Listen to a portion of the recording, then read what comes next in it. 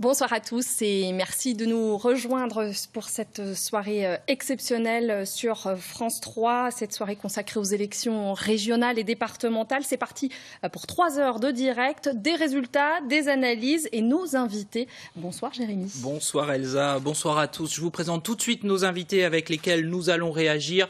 Dès 20h, nous vous donnerons avec notre partenaire Ipsos Steria le nom du futur président du Conseil régional de Bourgogne-Franche-Comté. Nos invités pour réagir à ces résultats en plateau, Laetitia Martinez, vice-présidente socialiste sortante du Conseil régional. Vous êtes candidate dans le département de Saône-et-Loire. Également sur ce plateau, Jean-Marie Sermier, député Les Républicains du Jura, candidat dans votre département du Jura.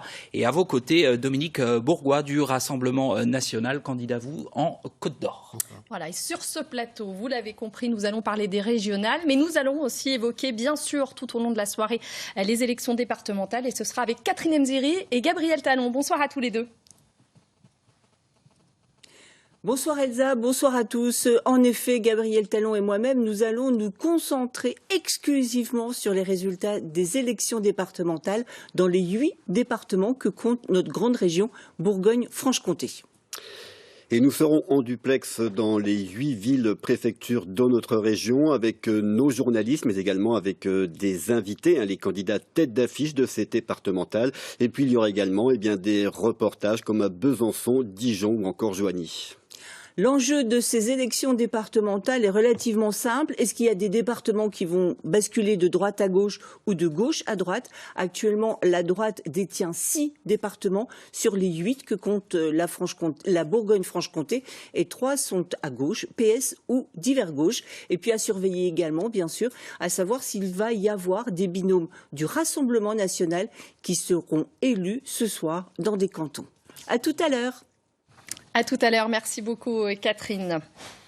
Alors Elsa, le fait marquant, avant de vous donner les résultats et la première estimation d'Ipsos Steria pour la Bourgogne-Franche-Comté, le fait marquant, c'est l'abstention encore très forte ce dimanche.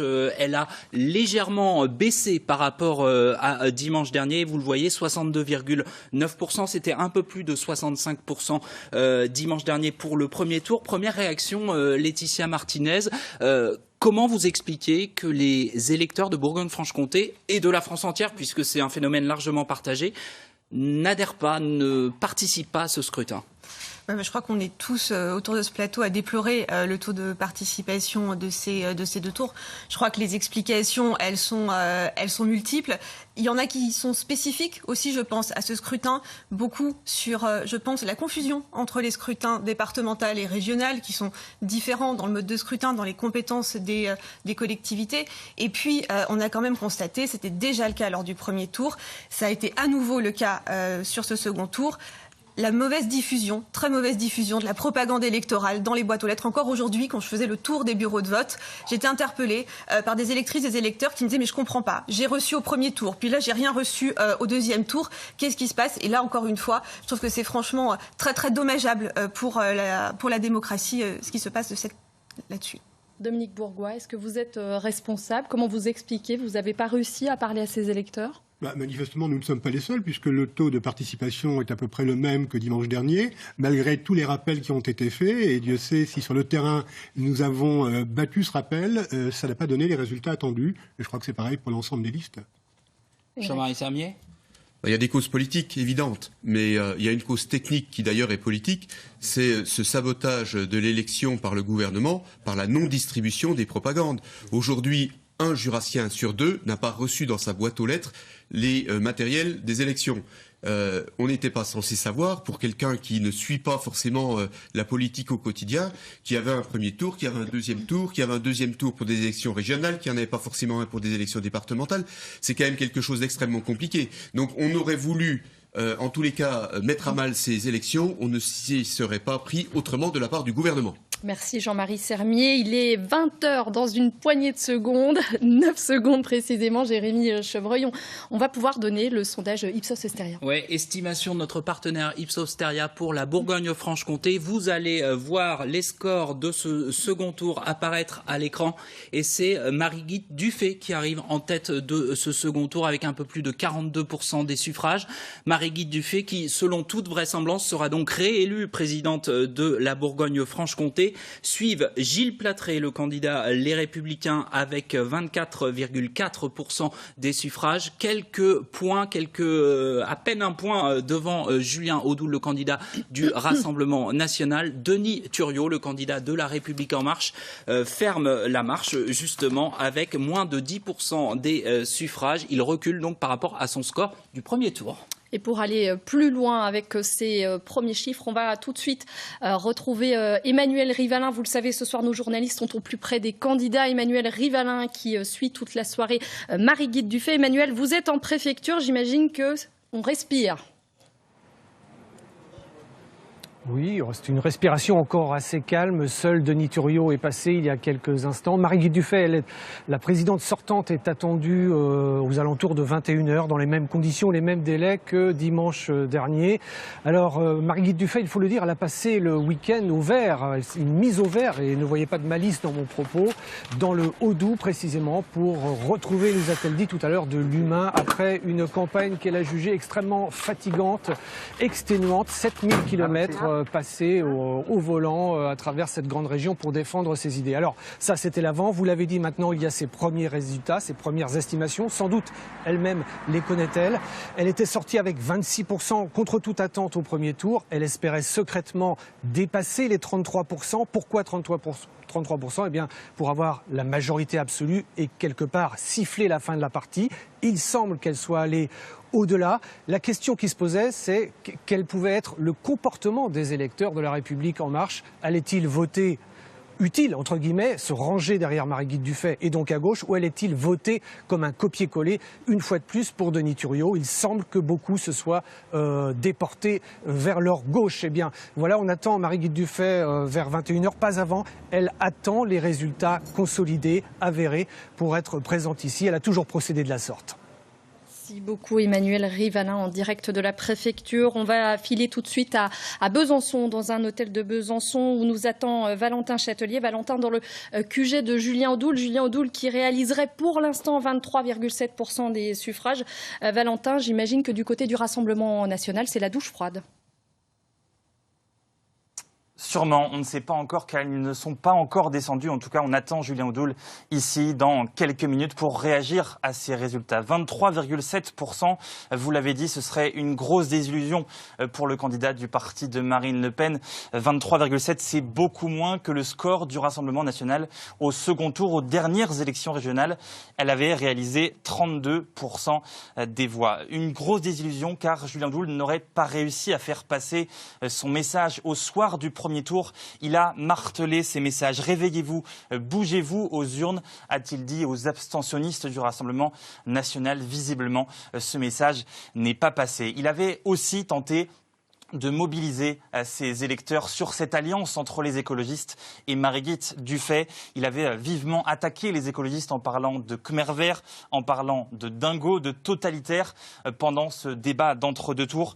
Visiblement, là non plus, cette stratégie n'a pas fonctionné. En tout cas, ici, on attend Julien Audoul pour réagir à ces résultats d'ici quelques minutes. Merci beaucoup Valentin Châtelier. Et puis vous le savez, on va partir dans un dernier QG, retrouver Christophe Taris qui se trouve devant la Fédération des Républicains à Dijon. Christophe, Gilles Platré, le candidat LR, ne s'est pas montré encore pour l'instant. Oui, Gilles Platré qui a été très discret aujourd'hui. Il a voté très tôt ce matin, dès l'ouverture des bureaux de vote à Châlons à 8h.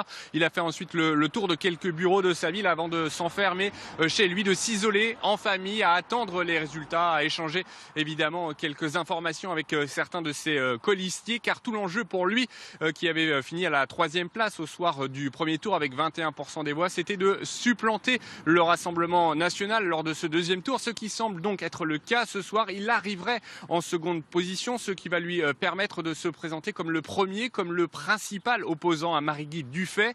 Au vu de ces résultats, les militants ici étaient d'ailleurs soulagés, satisfaits de voir cette seconde position de Gilles Plattret arriver, mais cela restera tout de même quand même un échec pour lui et la droite qui avait 25 sièges au conseil régional et qui devrait donc en perdre ce soir. Gilles Plattret qui est attendu à Dichon d'ici quelques minutes. Il devrait s'exprimer, non pas depuis la fédération, mais depuis un hôtel. Puis ensuite, il se rendra dans vos locaux à France 3 pour ses premières réactions.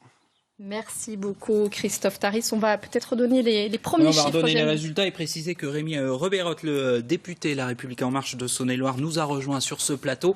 Les résultats, les premières estimations de notre partenaire Ipsos Steria pour cette élection régionale en Bourgogne-Franche-Comté. La liste de Marie-Guy Dufay arrive largement en tête, dépassant 42% des suffrages, loin devant Gilles Plattret, les Républicains 24,4%, puis Julien Audoul, le Rassemblement national 23,7%. Denis Thuriot, La République En Marche, est à 9,4%. Laetitia Martinez, le score de la semaine dernière du premier tour était plutôt inespéré pour votre liste. Ce soir, c'est une confirmation finalement ? Écoutez, je crois qu'on va déjà attendre que les tendances que vous avez évoquées se confirment par la totalité des dépouillements. Peut-être d'abord aussi remercier les électrices et les électeurs qui sont déplacés pour voter pour Marie-Guy Dufay. Et si ces tendances se confirment, parce que votre sondage la semaine dernière était assez proche des résultats finaux, je crois qu'on constate à la fois le report de l'intégralité des voix de gauche et aussi l'affirmation... Le bloc de gauche, c'était 40% au premier tour. Ouais. Voilà, absolument. Donc on a vraiment cette confirmation, c'est le sens de ce chiffre. Si ça que se vous confirme, évoquez. la gauche aura les mains libres. Et si ça se confirme, la gauche pourra en tout cas mettre en œuvre le programme pour lequel elle a été élue, le programme porté par Marie-Guy Dufay. Et je crois que un élément qui me semble important, c'est que quand on est clair. Et c'est exactement ce qui a été le cas de Marie-Guy Dufay, qui a appelé depuis le début de sa campagne au rassemblement de la gauche. On voit que cette clarté, dans un monde où les repères se perdent, elle paraît assez essentielle pour justement pour inciter au vote, le sérieux, le travail de cette campagne à, je pense, jouer aussi sur ce qui ne sont encore que des estimations.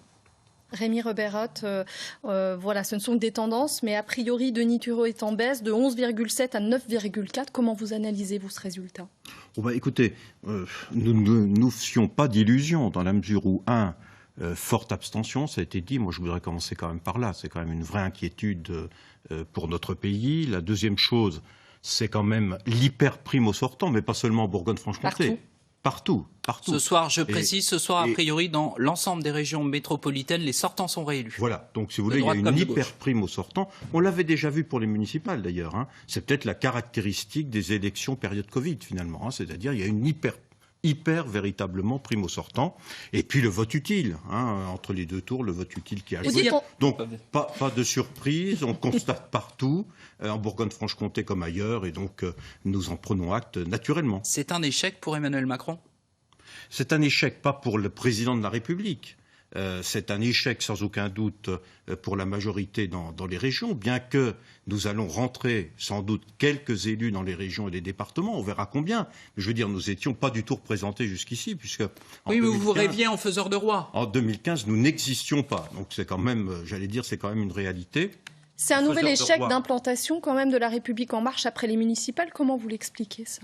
Je pense qu'on est vraiment dans une période de crise Covid, justement, où il y a une prime, il y a une hyper-prime au sortant, et donc aux gens déjà implantés qui, à partir de leur implantation, effectivement, ont construit, y compris d'ailleurs des solutions dans le cadre de la crise Covid. Et donc, je le constate, c'est un constat simplement, il y a une hyper-prime au sortant. Alors la droite républicaine et les républicains sont particulièrement implantés, notamment en Bourgogne-Franche-Comté, et pourtant, Jean-Marie Sermier, vous n'y arrivez toujours pas pour des élections régionales. Écoutez, si les chiffres se confirment, moi je voudrais adresser toutes mes félicitations d'une manière républicaine à Madame Dufay, qui a su finalement donc mobiliser et surtout rassembler la gauche et les Verts.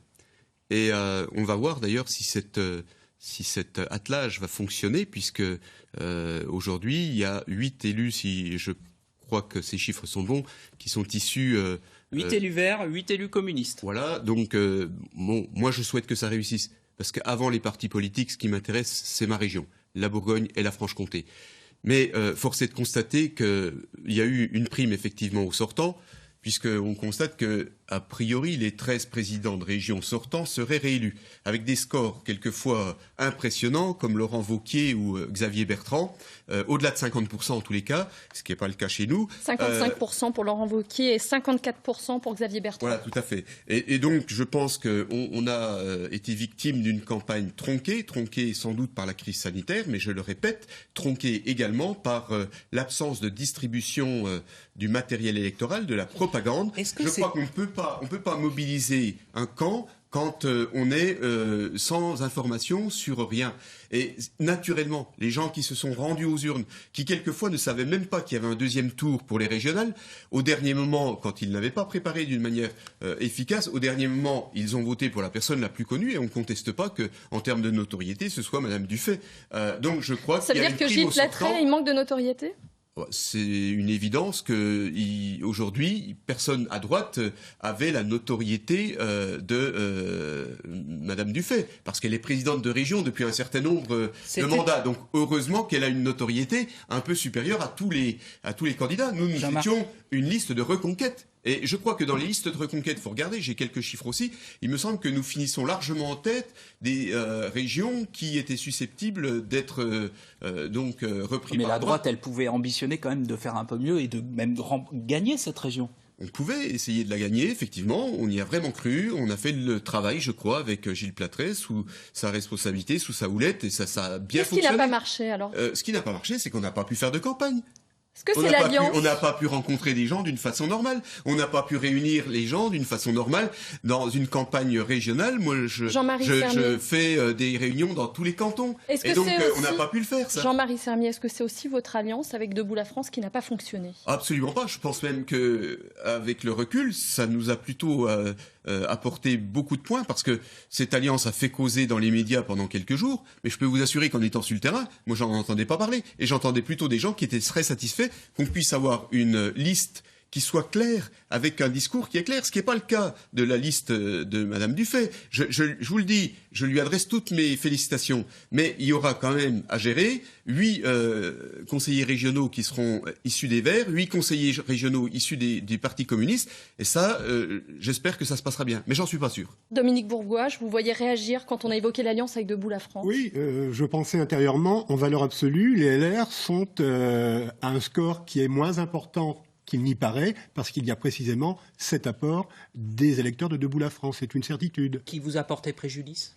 Alors, qui nous a porté préjudice, probablement un peu, mais comme ça a été rappelé par l'ensemble des intervenants, c'est une campagne qui a souffert d'absence de visibilité, de lisibilité, des couacs à tous les niveaux, pas de distribution de profession. Est-ce que c'est pas un peu facile, ce discours, depuis dimanche dernier, les uns les autres ?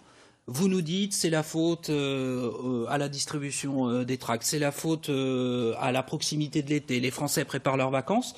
Les Français, ils disent aussi ce soir aux politiques, on en a marre et vous ne nous intéressez plus à l'ensemble de la classe politique, non ? Mais bien sûr, c'est multifactoriel. Il a été rappelé qu'il y avait la situation de la crise Covid, il y a les couacs répétés sur la propagande et la campagne, il y a l'absence de visibilité et de lisibilité de ce type d'élection. Il y a une culture, ou plutôt, il y a une absence, et je pèse mes mots, ça n'est pas du tout polémique, mais il y a une absence de culture politique. En France, les gens ne connaissent pas les collectivités territoriales, ne connaissent pas les pouvoirs des collectivités, ne savent pas exactement quels sont les liens qui existent entre les unes et les autres. Donc, quelque part... Vous ne vous sentez pas responsable, en fait. Vous ne vous sentez pas responsable ? Mais tout le monde est responsable.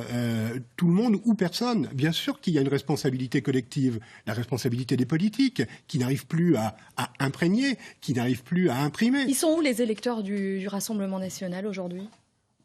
Je pense qu'il y en a quelques milliers qui se sont déplacés, comme dimanche dernier. Puis il y en a d'autres qui sont peut-être restés chez eux en considérant qu'il n'y avait pas d'intérêt à aller voter, tout simplement. Merci. Je vous propose qu'on fasse une petite pause. On va tout de suite rejoindre Gabriel Talon et Catherine Enziri pour évoquer un autre scrutin, puisque vous le savez aujourd'hui, 2 scrutins, c'est une première. On va parler des élections départementales. C'est à vous, Catherine. Merci Elsa. Oui, bonsoir à tous. Bonsoir à ceux qui nous rejoignent. Concernant les départementales, je vous propose tout de suite d'aller faire un tour à Belfort, où nous retrouvons Émilien Diaz. Émilien, vous avez peut-être déjà des résultats ? Oui, bonsoir Catherine, effectivement. Alors vous le savez, ici c'est un match à deux entre la gauche et la droite. L'équation est assez simple dans le territoire de Belfort. Si la droite veut conserver sa majorité au conseil départemental, elle doit l'emporter dans 5 des 9 cantons du département. 2 lui sont déjà acquis. Florian Bouquet, le président sortant, s'est imposé au premier tour la semaine dernière. Le sénateur Cédric Perrin, lui, est seul candidat dans son canton de Delle. Il y a donc des cantons clés ici qui peuvent faire basculer d'un côté ou d'un autre la majorité. Les premiers résultats que nous avons ici donnent la droite en tête dans les cantons clés de Val d'Oie, de Giromagny notamment. Reste aussi un canton important à déterminer, celui de Bavilliers. Mais pour l'instant, les résultats donneraient la droite à l'avantage dans ces cantons clés ici dans le département du territoire de Belfort. Ah, je dois donc affirmer ce que vous venez de dire. On va revoir le résultat de Bavilliers. Je dois affirmer ce que vous venez de dire, Émilien. En effet, ça joue à très peu de voix. Sur le canton de Bavilliers, en fait, donc Éric Coberlet, qui est le, alors excusez-moi, j'ai du mal de voir. Éric Coberlet, qui est le maire de Bavilliers et qui était conseiller départemental sortant, et serait battu de 0,5% des voix. Il serait battu par le binôme de gauche. Je vous propose maintenant d'aller faire un tour à Mâcon, n'est-ce pas, Gabriel ?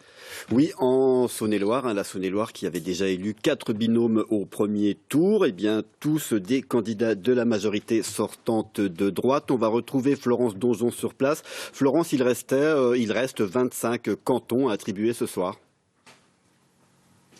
Et oui, sur le papier, le département de la Saône-et-Loire semble acquis à la majorité sortante. Vous l'avez dit, au lendemain du premier tour, elle a déjà gagné 4 cantons, Paray-le-Monial, Givry, Chauffaille ou encore Charolles. Il pourrait être ce soir, à l'heure où je vous parle, au nombre de 7. Et les binômes de divers droites faisaient la course en tête dans 18 des 25 autres cantons à l'issue de ce premier tour. Donc c'est un avantage non négligeable pour André Acari et ses partenaires. Du côté de l'opposition, eh bien, la gauche partait favorable dans seulement 7 cantons, dont Cluny, Blanzy ou encore au Creusot. Et ailleurs, eh bien, elle va tenter de s'appuyer sur une réserve de voix des socialistes éliminés au premier tour, comme à Mâcon 2 ou comme à Urigny. Reste une inconnue, Gabriel. Que feront les électeurs du Rassemblement national? À qui profiteront leurs votes? Un Rassemblement national qui semble ce soir pas en mesure de s'imposer dans un des 7 cantons où il est encore en lice. Merci Florence. Et après la Saône-et-Loire, direction le Doubs. Oui, tout à fait. Nous allons maintenant au Cursal à Besançon.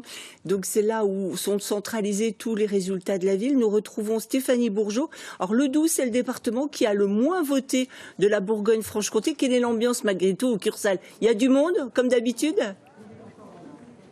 Alors, il y a un peu plus d'ambiance que la semaine dernière, ça c'est très clair. Bien sûr, il y a les présidents des bureaux de vote qui arrivent pour délivrer leurs précieuses enveloppes, mais il y a aussi une poignée de militants qui scrutent attentivement le tableau géant que vous ne voyez pas, il est juste devant nous, où s'inscrivent petit à petit les résultats des dépouillements et qui applaudissent, qui ont applaudi bien sûr tout à l'heure aux résultats des régionales. On va revenir au cantonal. Aucun des 19 cantons du Doubs, vous le savez, n'a été pourvu lors du premier tour, pas même celui de Christine Bouquin, l'actuelle présidente LR, et ce malgré un score de plus de 71% dans son fief de Mèche. La faute à l'abstention, vous l'avez dit, qui l'a empêché d'atteindre le quorum, 71% des suffrages lorsque les 2/3 des électeurs n'ont pas voté. Eh bien, cela ne veut plus dire grand-chose. Malgré cela, la droite avait viré en tête dans 10 cantons, ce qui devrait l'assurer de conserver sa majorité dans le département. Face à elle, la gauche se prend à rêver. Malgré ses divisions, elle est en pole position dans 5 des 6 cantons bisontins, ainsi qu'à Baume-les-Dames et Valentinier. 7 cantons potentiels. Cela commence à peser. Enfin, la surprise du premier tour, c'est la très nette érosion du Rassemblement national. Arrivé en tête de très peu à Audincourt et Betoncourt, il n'a pu se maintenir que dans 7 cantons au lieu de 14 en 2015. Merci Stéphanie, à tout à l'heure. Et maintenant, Gabriel, vous nous emmenez ? Eh bien, on va prendre la direction de Lyon, Lyon où la majorité sortante de droite possédait 19 cantons avant cette élection et elle est justement en duel dans 19 cantons. Pour ce second tour, on va retrouver sur place Sébastien Quéroux. Sébastien, est-ce que vous avez déjà des premiers éléments sur les résultats de ce soir ? Eh bien, ce que je peux vous dire ce soir, c'est qu'à l'heure actuelle, on ne devrait pas assister à un renversement de la situation au Conseil départemental de Lyon. La droite semble confirmer ses bons résultats du premier tour. Elle est pour l'instant en tête dans la plupart des cantons. 73% à Chablis pour le président sortant du Conseil départemental, Patrick Gendreau, par exemple. Et puis, c'est une information importante ce soir. C'est une mauvaise soirée pour le Rassemblement national puisqu'il ne remporterait pour l'instant aucun canton dans les 10 dans lesquels il était qualifié. Et quant à la gauche, elle est pour l'instant en tête, je dis bien pour l'instant car les résultats ne sont que partiels, à Joigny, devant le Rassemblement national.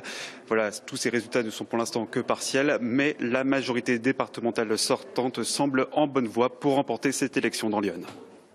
Voilà, la Saône-et-Loire plus Lyon, et on l'a vu, deux majorités qui semblent confortées, mais à préciser plus tard dans la soirée.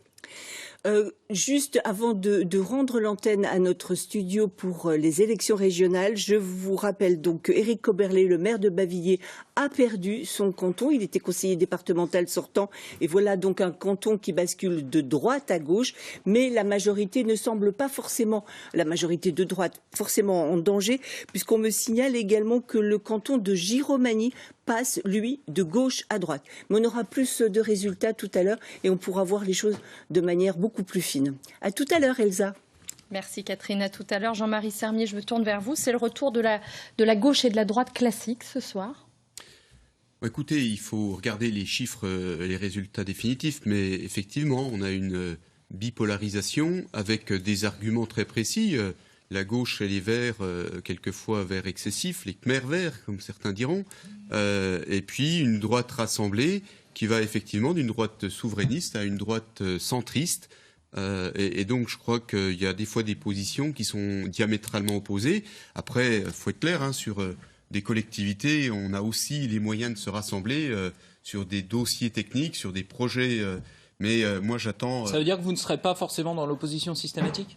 Bon, je ne l'ai jamais été. Moi, je suis effectivement avec des convictions sur le fait qu'il faut sur nos territoires avoir un aménagement du territoire qui permette à la ruralité, qui aujourd'hui est en grande difficulté, de pouvoir s'en sortir. Je crois que les infrastructures de communication sont essentielles pour notre région. Je crois qu'il faut arrêter d'augmenter les impôts, même si la région n'a plus aujourd'hui beaucoup de marge, mais elle en a encore une, c'est les cartes grises. Je crois qu'il faut arrêter l'endettement dans un certain nombre de collectivités. Voilà, c'est des choses sur lesquelles je crois, mais à partir du moment où il y aura des propositions qui seront utiles aux Bourguignons et aux Franc-Comtois, pour ce qui me concerne, mais je pense parler au nom de mes collègues de droite et du centre, on sera force de proposition. On sera le premier groupe d'opposition, visiblement, mais on sera aussi force de proposition. Laetitia Martinez, on l'a vu ce soir, tous les sortants de socialistes sont réélus, comme tous les sortants de droite d'ailleurs. Est-ce que c'est une sorte de renaissance pour le PS ? Est-ce qu'il y a des conséquences nationales à tirer de ces élections locales ? Ce qui est sûr, c'est que l'ancrage de nos territoires, l'ancrage de collectivités à gauche, il existe, il a tenu bon malgré les coups de tempête à certains moments. Et on voit bien ce soir, on l'a vu aussi à certains égards au municipal, que ce soit la réélection chez moi au Creusot. Là encore aujourd'hui, Marie-Guide Dufay est à près de 55% chez moi dans cette ville de Saône-et-Loire. Je crois que les élus locaux sur les territoires, que connaissent aussi nos concitoyennes et nos concitoyens, qui mènent des politiques claires, en l'occurrence qui nous concerne des politiques de gauche, sont le fondement, le terreau sur lequel s'appuyer, bien sûr, pour pouvoir travailler et porter ces valeurs sur des projets nationaux. Et on peut aussi, bien sûr, s'appuyer sur tout ce qui se fait et ce qui se réalise sur nos territoires, qui sont des formidables champs d'expérimentation aussi, pour pouvoir, dans un second temps, déployer et, encore une fois, transformer ces propositions à une échelle nationale. Néanmoins, on le voit, il y a de moins en moins de candidats qui affichent leur appartenance partisane. On a beaucoup de divers gauches, divers droites, divers centres. Ce soir, La prime au sortant est très importante partout en France, aussi bien au départemental qu'au régional. C'est la victoire du Parti socialiste ce soir en Bourgogne-Franche-Comté ou c'est la victoire de Marie-Guilde Dufay? C'est la victoire de Marie-Guilde Dufay, de la gauche, de l'ensemble de la gauche. Je crois que vous dites que certains n'avaient pas le logo des partis politiques sur leur bulletin de vote. C'est absolument pas notre cas.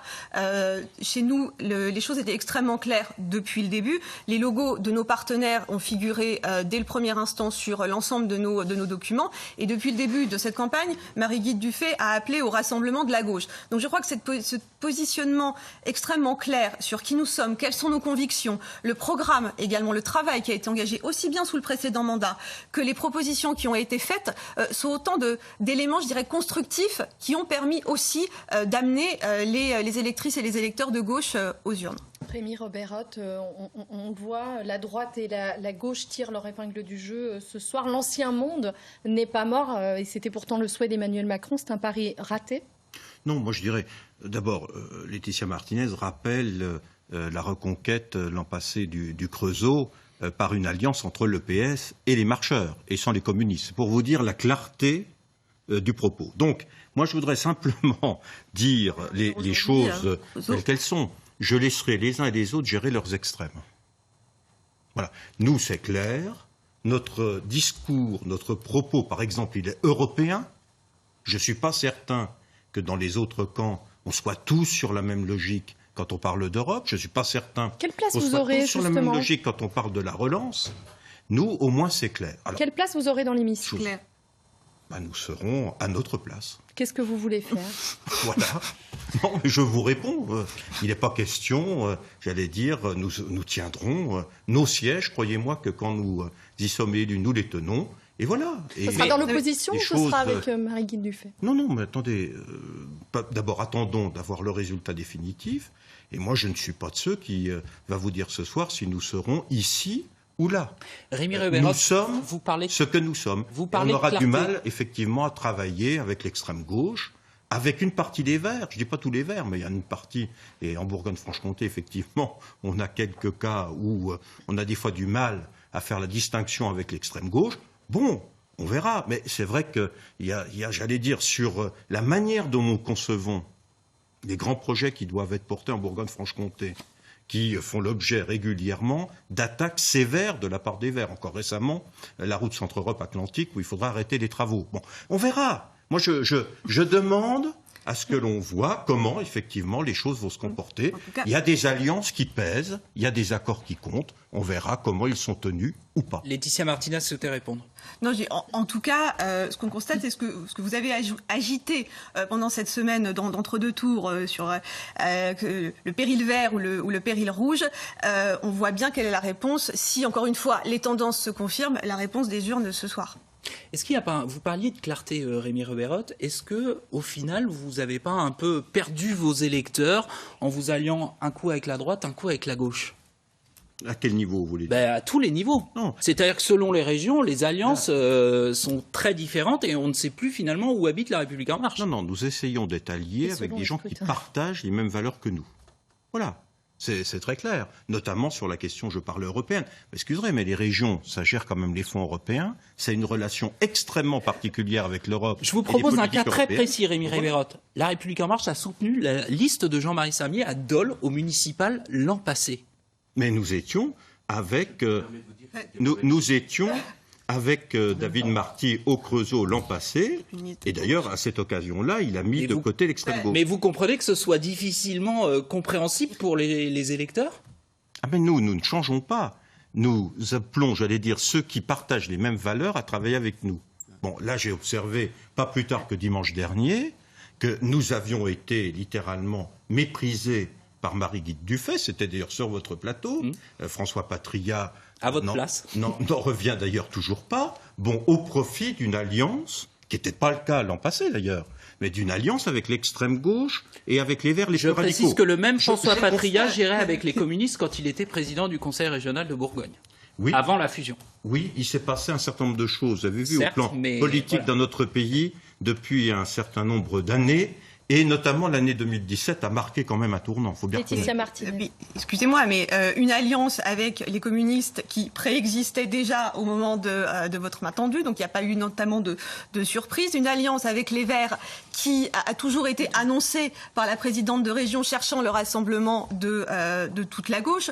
Donc encore une fois, je suis surprise. Et par ailleurs, j'en profite pour rappeler aussi Laetitia que le pouvoir Martinez, réaffirmer son ancrage. Je vais vous couper la parole. Pardonnez-moi, priorité au direct. On va partir tout de suite à Besançon, dans un hôtel de Besançon, où Julien Audoul, la tête de liste du Rassemblement national, doit prendre la parole d'un instant à l'autre. On va écouter Julien Audoul. Je vais la mettre au sol.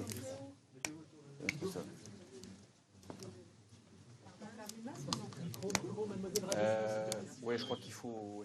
C'est vrai ouais. Je la pose. Adéquat, et ça devrait commencer. Julien Audoul, crédité de 23,7% des suffrages à cette heure-ci, Jérémy. Et 23,7, il serait troisième donc de ce second tour. Derrière Marie-Guy Dufay, 42,5. Derrière Gilles Platré, 24,4. Un très faible écart derrière la droite. Mais il faut rappeler qu'en 2015, c'était déjà le cas. Sophie Montel était arrivée en tête du premier tour, mais avait terminé troisième du second tour. Juste derrière, à l'époque, la liste menée par François Sauvadet. Mesdames et messieurs, les résultats... qui sortent des urnes pour ce second tour des élections régionales sont une formidable défaite pour notre démocratie, formidable défaite pour nos institutions, formidable victoire pour l'ensemble des sortants de France et de Navarre qui sont tous réélus et plébiscités. Ce second tour a montré une nouvelle fois que notre démocratie est malade.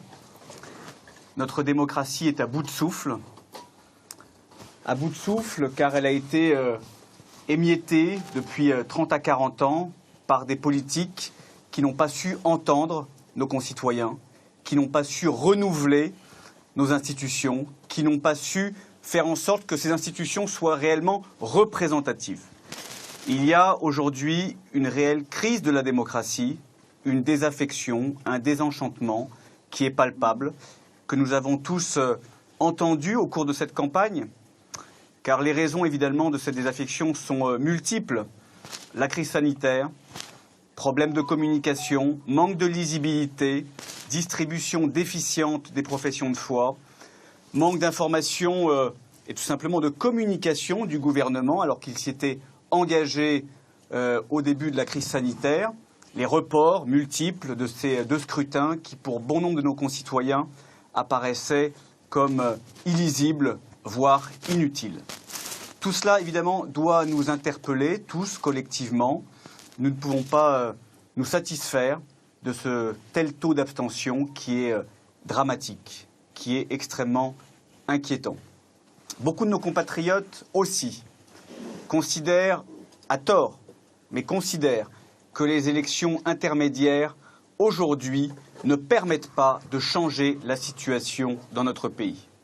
Beaucoup de nos concitoyens, et notamment les catégories les plus populaires, considèrent aussi que le seul changement, la seule lueur d'espoir, la seule possibilité de redressement pour notre peuple et notre nation réside dans l'élection présidentielle. Voilà. Julien Audoul qui est en train de s'exprimer dans son QG bisontin. Julien Audoul qui sera sur notre plateau tout à l'heure. Je vous propose d'écouter une réaction, celle de Denis Thuriot, la tête de liste La République En Marche. Denis Thuriot qui s'est exprimé il y a quelques minutes au micro de Vincent Tollet. On l'écoute. Tout d'abord, le constat que l'électorat ne s'est pas mobilisé. Il y a un peu mieux, mais il n'y a pas eu d'électorat suffisamment mobilisé pour changer la donne au deuxième tour. Par contre, la satisfaction, c'est que le Rassemblement national progresse pas ou peu, on n'a pas encore les chiffres définitifs et manifestement nulle part les Français n'en veulent. Donc je me réjouis parce que vous le savez, c'était mon combat et quand on me prêtait justement de rester justement au second tour pour faire gagner le Rassemblement national, je pense que mon choix a été le bon et qu'au contraire Je le redis, si je m'étais retiré, il y a forcément des gens qui ne seraient pas allés voter et qui auraient fait monter le Rassemblement national. Ça, c'est le point positif. Après, manifestement, voilà, c'est une élection qui n'intéresse pas. Voilà, qui n'a pas davantage intéressé au second tour. Donc il va vraiment falloir réfléchir à des réformes. Et puis le constat que je fais, c'est qu'il y a une prime au sortant, puisque, sauf erreur, tous les présidents sortants sont réélus. Donc finalement, les Français n'ont pas, pour ceux qui ont voté, que je remercie, n'ont pas voulu changer. Voilà, excusez-nous, retour sur le plateau. Quand nous ne sommes pas à l'antenne, ma voisine m'écrit dessus. Voilà. Dominique Bourgois, on a entendu Julien Audoul, votre tête de liste, qui parlait d'une défaite ce soir pour la démocratie, pour les institutions. Le fait est que c'est d'abord votre parti qui souffre de cette hausse de l'abstention. Finalement, on a l'impression que les électeurs qui d'ordinaire voulaient s'opposer au système le faisaient en votant Rassemblement national. Aujourd'hui, ils s'opposent au système en restant chez eux. Je ne partage pas cette analyse. Je pense que les électeurs du Rassemblement national savent se mobiliser pour des temps majeurs de la vie démocratique française. Les résultats qui apparaissent aujourd'hui ne préfigurent en rien ce qui pourrait se passer pour les élections présidentielles de l'année prochaine. Aucunement. Donc il y a... Vous êtes sûr de ça ? On en reparlera. Parce que c'est quand même une grosse défaite pour le Rassemblement national. On en reparlera. Non, je ne pense pas. Par rapport aux espoirs que vous affichiez. Alors, la défaite en considération des espoirs, évidemment, mais d'un point de vue objectif, il a été rappelé que le Rassemblement national, Front National en 2015, avait occupé la 3e position au sein du Conseil régional, ce qui sera encore le cas. Et comme ça a été rappelé par mon voisin, nous aurons nous aussi, sans aucun doute, une opposition constructive, respectueuse et constructive. Parce que j'entends aussi parler de la bipolarisation, le retour de la bipolarisation de la vie politique française, droite et gauche. Mais on a affaire à des groupes, gauche composite, droite réformée, puisqu'elle va chasser sur d'autres terres. Nous sommes le seul parti de France à avoir une personnalité unique, j'allais dire. Et nous sommes installés, par ailleurs, je pense durablement, dans la vie publique, raison pour laquelle nous suscitons à la fois des inquiétudes et en même temps, parfois, des attentes aussi. Merci, je vous propose qu'on poursuive cette discussion dans quelques minutes. On va tout de suite faire un deuxième point sur les élections départementales. C'est à vous, Catherine. Merci Elsa. Je vais tout de suite passer la parole à Gabriel Talon qui va nous conduire dans la Nièvre. Oui, dans un instant, on va retrouver un Rémi Chiden à Nevers, mais juste avant, un premier résultat significatif de cette soirée, celui du canton de Nevers 3, un canton qui était détenu jusque-là par la droite et qui passe à gauche avec l'élection notamment de l'écologiste Wilfried Ségeot qui l'emporte, c'est très serré, d'à peine 36 voix. On va retrouver Rémi Chiden à la préfecture à Nevers. Rémi Chiden, est-ce que vous avez des premiers éléments, des premières informations sur les résultats de ce soir et est-ce que la gauche peut déjà être rassurée ? Alors déjà rassuré, pas encore. Pour l'instant, les choses se présentent bien pour la majorité sortante. Dans les 3 cantons dont les résultats sont définitifs, 2 vont à la gauche et un canton pour la liste d'opposition. Ce qui est significatif, c'est ce canton de Nevers 3 qui était un canton crucial, détenu par la droite, qui bascule donc à gauche ce soir.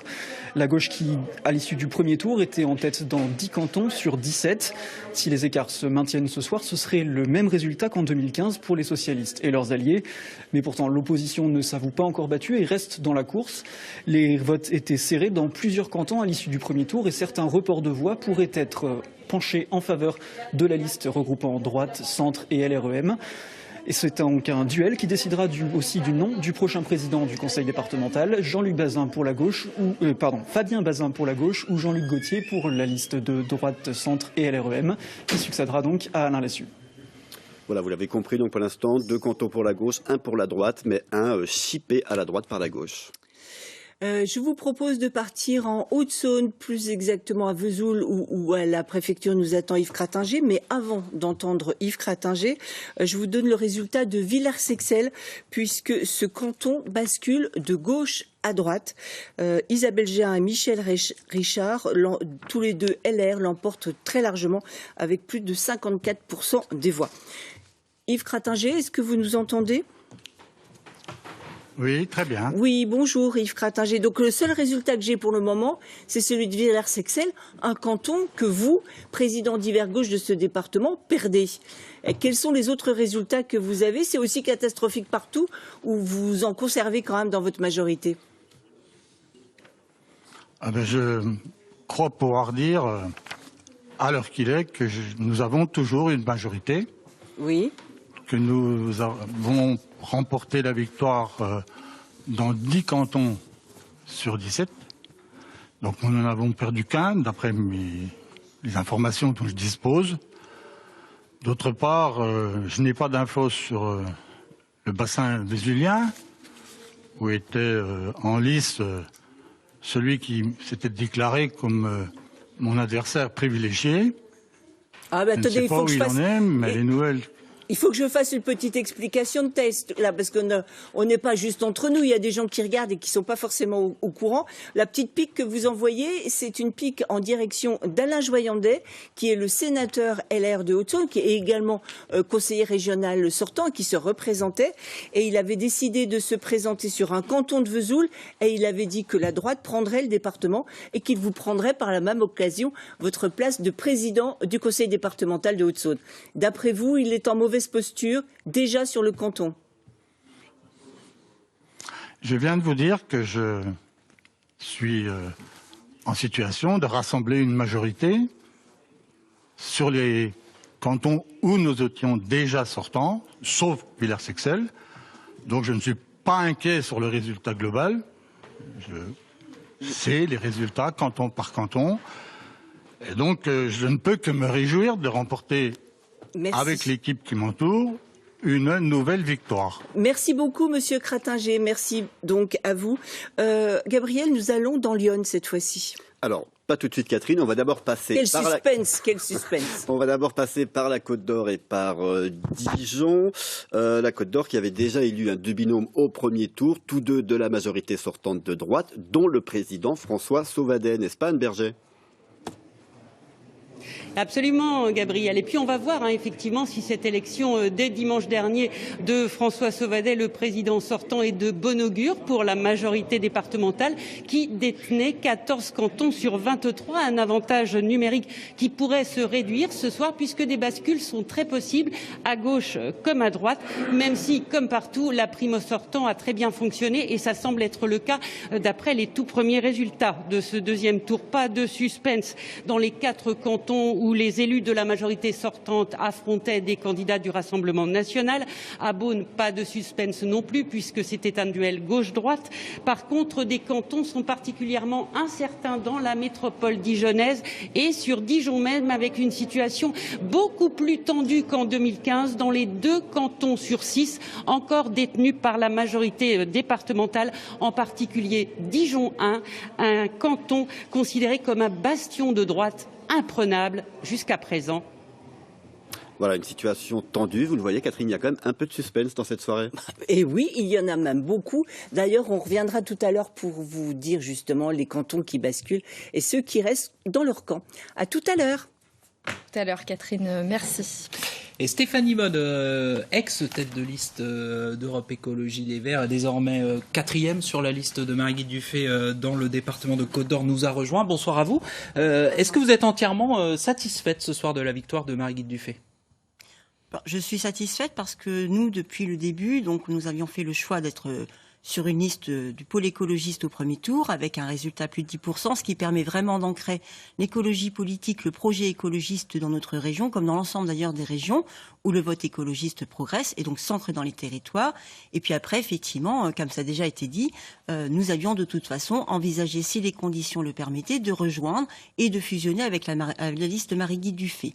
Cette fusion a permis de faire un score bien élevé, même qui dépasse les 40%, je crois, si on accumule les 3 listes, de gauche et des écologistes. D'ailleurs, je salue aussi le Temps des Cerises, qui, leur voix ont aussi porté pour cette élection de second tour. ce que je constate, c'est que malgré, je dirais, les propos parfois absolument diffamants qu'a tenu la droite et la droite extrême à l'encontre des écologistes, à l'encontre des 67 000 électeurs qui nous ont fait confiance au premier tour. Vous parlez de la petite phrase, les Khmers verts. Il n'y a pas eu que ça a été continuellement, les Khmers verts, les extrémistes, je ne sais quoi. Je n'ai pas changé en une semaine, je ne me suis pas transformée.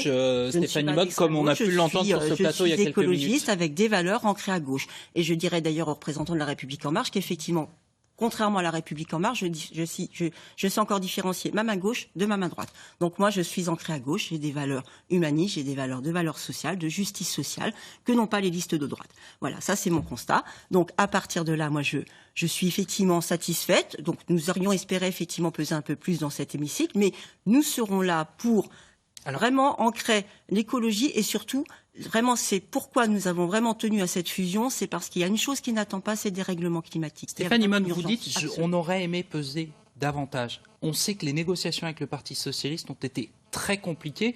Vous demandiez une quinzaine d'élus, c'est-à-dire une fusion à la proportionnelle. Finalement, vous n'en avez obtenu que 8. Est-ce que d'ores et déjà, avant même de débuter le 8 élus avec un programme. Est-ce qu'avant même de débuter le mandat, il y a de l'eau dans le gaz entre les Verts et le Parti socialiste? Obtenu un programme et nous serons pesés les 8 élus avec beaucoup de loyauté que nous attendons d'ailleurs de façon réciproque et bien évidemment dans une majorité où nous aurons toute notre place et nous saurons aussi tenir. Mais nous avons un programme que nous avons défini ensemble, qui est avec quelques points de divergence, mais énormément de convergence. Il n'y aura pas de souci.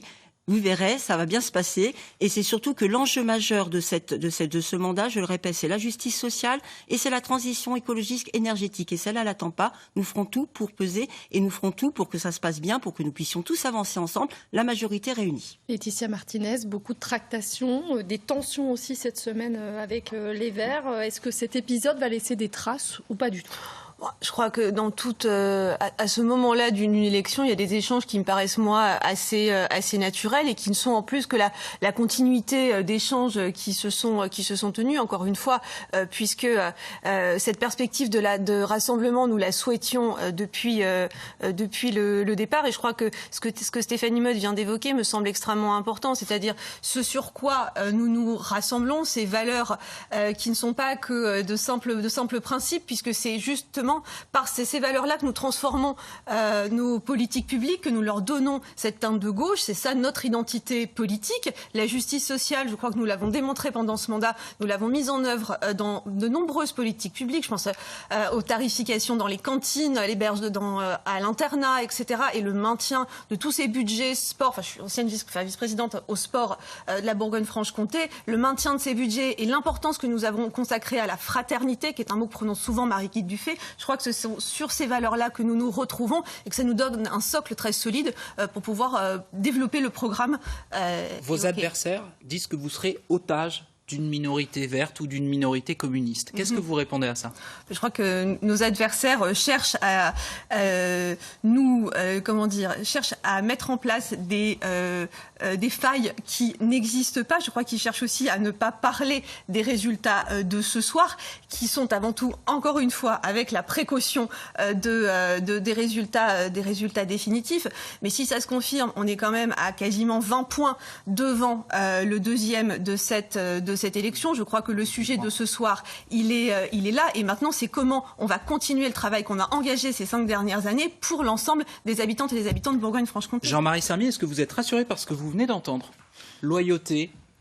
Absolument pas, parce que c'est ce qu'on a entendu pendant le début de campagne, où il y avait 2 listes et où on nous expliquait que c'était clair. Et comme vous l'avez rappelé, la négociation s'est faite dans la difficulté. Donc aujourd'hui, ce qui est important, c'est certes d'avoir gagné. Demain, ce qui sera important, c'est d'élire Mme Dufay. Mais ce que nous attendons, nous, c'est la gestion, pendant toutes les années à venir, de 3 millions d'habitants, de 2 milliards de budget, sur lequel il faudra vraiment travailler en rassemblement. Et moi, je ne souhaite pas ils ont réussi à rassembler au-delà de leur camp ce que la droite n'a pas réussi à faire. La dernière région de France à perdre des habitants. Je crois qu'il y a des marqueurs importants comme ça. Donc il faut faire attention. Je ne souhaite pas que nous soyons une région qui soit couverte pour ses collines de toutes les éoliennes qu'on peut imaginer. Donc voilà, je pense qu'il y a des sujets sur lesquels on aura l'occasion de voir comment Mme Dufay va s'orienter. Stéphanie Motsouri. Oui, ce soir, ce qui est réel, c'est que les francs-comtois bourguignons ne veulent plus entendre parler de division, ne veulent plus entendre parler de gens qui opposent les uns aux autres. Et les résultats des 3 listes de droite, de la droite extrême, prouvent bien que vous n'avez pas réussi à rassembler vos camps, déjà, première chose, et que vous avez cessé pendant cette semaine entre les 2 tours de dire ce qui éventuellement ne pourrait ne pas aller. Nous avons un véritable projet que nous allons construire ensemble. Donc, de grâce, ayez la défaite, je dirais, à peu près correcte et sensée, et laissez-nous travailler, puisque c'est nous qui aurons la gauche rassemblée, les écologistes, la région, et donc nous ferons le travail. Et ne vous inquiétez pas, tout va bien se passer. Stéphanie Maude, on a beaucoup parlé des postes, mais qu'est-ce que, sur le projet, les Verts ont amené dans le projet de Marie-Guy Dufay ? Je l'ai dit, il y a un enjeu très très fort, c'est la transition écologique, transition énergétique, la question de l'eau, la question de l'environnement, de la forêt, du climat. Et ça n'attend pas. Et Marie-Guy Dufay est tout à fait d'accord, nous sommes vraiment tombés d'accord sur le fait qu'il faut avancer vite en embarquant tout le monde, parce que c'est important effectivement que tout le monde maintenant, il y a une conscience qui est là. Maintenant, il faut vraiment montrer que nous pouvons tous ensemble, on parlait de l'Europe à la France jusqu'aux régions, dire que c'est maintenant qu'il faut agir. Et c'est vraiment la raison d'être, encore une fois, de ma liste des écologistes pour ces élections. Il faut vraiment que nous puissions avancer maintenant rapidement pour juguler cet effet de dérèglement climatique. Rémi Rebeyrotte, est-ce que, même question qu'à Jean-Marie Sermier, vous êtes rassuré par les mots qui ont été prononcés ce soir par différentes composantes de la future majorité ? Moi, je veux féliciter Europe Écologie Les Verts, parce qu'ils ont obtenu un accord qui est très engageant pour la suite et qui m'inquiète énormément. Donc, si vous voulez, je ne peux pas. Votre voisine de gauche lève les yeux aussi, alors on va dire. Ne pas vous féliciter pour ça. Par contre, je pense que la transition écologique ne doit pas être seulement portée par la gauche et l'extrême gauche, mais est un enjeu absolument majeur. Et je pense qu'une partie de la République c'est nous qui avons pris l'initiative de la convention. Voilà. C'est nous qui avons pris l'initiative de la convention citoyenne, madame. Et nous avons une loi qui est ambitieuse sur la transition écologique. Mais vous ne la trouverez jamais assez ambitieuse. C'est le propre de l'extrême gauche de trouver toujours qu'une avancée n'est jamais suffisante et qu'il faudrait toujours aller vers le grand soir et la grande rupture. Eh bien, nous n'y sommes pas. Parce que, si vous voulez, moi, votre mépris, madame, ça ira. Vous avez fait un peu plus de 10%, un peu moins que nous, au premier tour. Je n'ai rien dit là-dessus, madame. Je voudrais simplement vous dire que l'accord que vous avez passé, sur le fond, m'inquiète. Eh bien, écoutez, en tout cas, c'est pas les 40, même 42% des électeurs qui ont choisi la liste de rassemblement et des écologistes et de la gauche unis et rassemblés, qui viennent en compte et qui viennent en totale contradiction. Il faut qu'on fasse un point sur les départementales, messieurs. Voilà. Merci, on poursuit la discussion juste après. Tout de suite, on retrouve Catherine Emziri et Gabriel Talon. Oui, donc ici, nous allons tout de suite donner la parole à Gabriel. Oui, et pour tout d'abord regarder ce résultat en Saône-et-Loire, celui du canton de Cergy, un canton qui était détenu par la gauche et par la première fédérale du Parti socialiste, Violaine Gillet. Elle est finalement battue, le canton bascule à droite. On vous le disait, la Saône-et-Loire, c'était une majorité sortante de droite, un département qui avait basculé il y a 6 ans. On va tout de suite prendre la direction de Mâcon, où on doit retrouver normalement André Acari. Bonsoir. Bonsoir. Je le disais, symboliquement, c'est un moment assez fort, la bascule de ce canton de Cergy. Vous aviez gagné 16 cantons il y a 6 ans. On a l'impression que vous avez encore creusé votre majorité cette année. De quels résultats disposez-vous ? Pour l'instant, sans doute les mêmes résultats que vous, mais vraisemblablement, oui, la majorité de la Saône-et-Loire va se renforcer puisque plusieurs cantons sont en train de basculer de gauche à droite. Vous en avez cité un, il y en a un autre, je crois, sur Urigny, et puis d'autres se profilent vraisemblablement. Donc pour l'instant, je André Acari, vous allez certainement, mais les bonnes nouvelles arrivent. Vous allez certainement accentuer votre majorité. Une grande victoire pour vous ce soir ou... Alors, je parlerai de victoire quand j'aurai les résultats officiels, bien sûr, mais pour l'instant, c'est vrai que la tendance est bonne et j'en suis, ma foi, bien heureux, pas que pour moi, pour l'équipe qui m'entoure, évidemment. Hein. Puis, une nouvelle fois, je voudrais remercier déjà tous ceux qui ont participé au scrutin et notamment, je pense à tous ceux qui ont tenu les bureaux de vote aujourd'hui dans des conditions qui ne sont pas tout à fait faciles. Donc, en tout cas, voilà, je tenais à remercier déjà une première fois. Merci Andrea Cari, merci. Donc Andrea Cari qui aurait été chercher un petit peu cette large majorité plutôt au centre, hein, puisque 2 binômes de gauche élus avaient choisi de le rejoindre, dont Dominique Lotte qui à Gueugnon se représentait, mais cette fois pour la majorité sortante de droite. Et vous allez le voir sur ce résultat, malgré le changement d'étiquette, il a été réélu. Voilà ce qui illustre bien ce qui se passe actuellement, Catherine, en Saône-et-Loire. Alors moi, je vais donc vous proposer d'aller maintenant à Belfort où nous retrouvons donc Florian Bouquet qui est le président du LR, les Républicains du Conseil départemental, en sachant que Bavilliers bascule de droite à gauche et que Giromagny fait le chemin inverse, de gauche à droite. Florian Bouquet, votre majorité est totalement confortée ce soir ou vous êtes encore en difficulté? J'ajoute donc que vous avez été élu dès le premier tour et que messieurs Boucard et Perrin sont élus également. Alors, où en est-on? C'est exactement ça. Hein, donc le sénateur Cédric Perrin est élu bien sûr sur le canton de Delbeaucourt, ainsi que le député Yann Boucard qui a repris le canton au MoDem, qui a mené une alliance avec La République En Marche et qui a été favorable à la majorité départementale que je préside. Sur le secteur de Giromagny, c'est Didier Valverdu qui a été élu brillamment, qui a repris le canton à la gauche. Donc la majorité départementale que je conduis a été largement confirmée aujourd'hui, puisqu'on passe de 5 cantons à 6 cantons dans la majorité. D'accord, très bien. Je vous remercie beaucoup, Florian Bouquet. Je suis désolée, il faut qu'on rende tout de suite l'antenne pour le plateau des régionales et il ne nous reste que quelques minutes. Donc à vous, Elsa. À tout de suite. Merci beaucoup, Catherine. Alors, d'après nos résultats, vous l'avez compris, la majorité présidentielle, Denis Thuriot réalise un petit peu moins de 10% des suffrages. On va revivre le début de soirée de Denis Thuriot tout de suite avec Vincent Tollet et Romain Libouz. À la préfecture de région, la liste de Denis Thuriot serait environ à 10% des voix en ce second tour d'après un comptage partiel, ce qui signifie très clairement que la liste de la majorité présidentielle a perdu des forces entre les deux tours. Elle était dimanche dernier à 11,7% des suffrages. Déception donc pour les macronistes et toute la question ce soir est de savoir de combien de sièges ils pourront disposer dans la future assemblée régionale.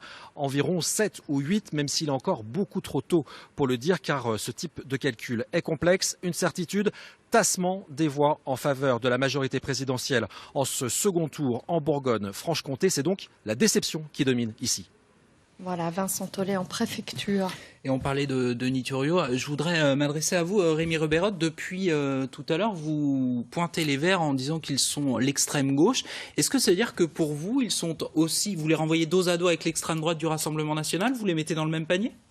Ah non, mais moi, je ne classe pas les extrêmes. Mais les deux sont des extrêmes pour vous. Mais je n'y appartiens pas, ni d'un côté, ni de l'autre. Et nous ne souhaitons pas, j'allais dire, par définition même d'ailleurs, la République En Marche, ce sont des gens de centre droit et de centre gauche qui travaillent ensemble et qui ont appris à travailler ensemble. Donc ne me demandez pas si je classe et comment je classe les extrêmes. Pour nous, il s'agit d'échapper. J'ai ni de la sympathie pour le Front National, surtout pas pour le Rassemblement National, et je le condamne au plus haut niveau. J'ai pas grande sympathie pour LFI dans ses variantes diverses et variées. Alors, Stéphanie Mad. Je ne suis pas LFI, car ça vous aurait échappé. Julien Bayou ne s'appelle pas Jean-Luc Mélenchon. Mais je ne l'ai pas dit. Ah ben, je sais pas, vous dites des choses, tout est son contraire, en même temps et en même temps. Bah justement, donc tout à l'heure vous avez dit, mais peu importe. Moi je voudrais revenir sur quelque chose de vraiment important, sur ce que nous allons faire maintenant sur cette liste rassemblée. Plus de justice sociale, rééquilibrage des territoires, sur la partie, vous demandiez sur le programme. C'est beaucoup plus d'argent sur la biodiversité, 6e extinction des espèces. 1% du budget régional. 1% du budget régional. C'est beaucoup plus de bio, et notamment dans la restauration collective. C'est un vrai budget pour la forêt. C'est aussi un plan de transition vers les métiers verts, parce que nous avons effectivement besoin que notre région retienne les jeunes et de l'emploi. Donc voilà, c'est la transition aussi écologique de l'industrie, des thématiques vraiment majeures et qui ont su intéresser les électeurs. Laetitia Martinez, les amendements des Verts à votre projet initial, vous les trouvez positifs ? Écoutez, il y a, alors d'une part, l'engagement de Marie-Guilde Dufay en faveur de la transition écologique. Je crois qu'elle l'a parfaitement démontré au cours de son précédent mandat. Et effectivement, il s'agit d'aller encore plus loin sur les questions de biodiversité, sur l'approvisionnement en bio et en local de nos cantines, qui sont des dynamiques qui vont effectivement dans le même sens. C'est bien d'ailleurs la raison pour laquelle on se retrouve sur ce second tour. Alors, on va se quitter pour une quinzaine de minutes avec le plateau national. Mais avant ça, Jérémy, on va peut-être redonner nos estimations Ipsos Steria à la sortie des urnes. Notre partenaire qui nous donne les résultats de ce premier tour, les premières tendances. Marie-Guilde Dufay à la tête d'une liste d'Union de la gauche, PS, PRG, PCF, Europe Écologie Les Verts, est en tête de ce second tour. Elle sera donc réélue présidente de région avec 42,5% des suffrages. Elle devance le républicain Gilles Platré, qui a obtenu un score de 24,4, puis Julien Audoul du Rassemblement national 23,7 et enfin Denis Thuriot, La République en marche, le MoDem à 9,4%. Ce sont des estimations. La semaine dernière, l'estimation de 20h était quasiment parfaitement fiable, donc je pense qu'on peut se fier à ce que nous annonce notre partenaire. Voilà, Marie-Guilde Dufay largement réélue ce soir, sa liste largement en tête de ce second tour en Bourgogne-Franche-Comté. Et ça correspond au premier décompte. On va effectivement prendre tout de suite la direction du plateau de la rédaction nationale pour voir ce qui se passe dans les autres régions. Et puis ensuite, dans moins de 15 minutes, on se retrouve sur le plateau. Avec nous, on aura Denis Thuriot pour La République en marche, Gilles Platré, LR, et puis, a priori, Marie-Guilde Dufay qui devrait s'exprimer d'ici, pour une première déclaration d'ici quelques minutes. À tout de suite. Merci. À tout de suite, merci.